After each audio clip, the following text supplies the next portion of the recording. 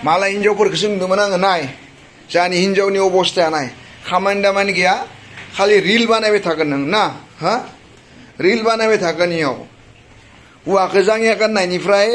cigarette सोबनायनिफ्राय जौ लोंनायनिफ्राय सब नोङो मुथुते एखेबारे भिडिअ खालामबाय थागोन गावखौबा ओइ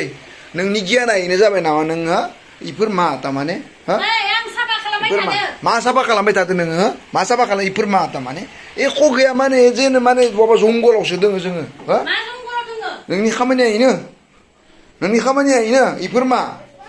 इफोर मा इफोर मा मायो इफोरो मा साफा खालामनाय इफोर मा साफा खालामनाय मा पेपार सेपार गारनाय जाखो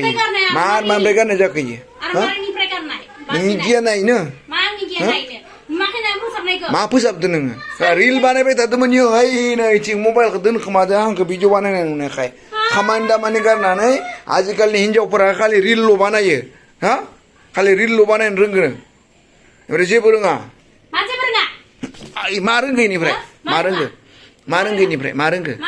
मा रोंगो इनिफ्राय मा इखौल' रोंगो इनिफ्राय मा रोंगो खामानि गैया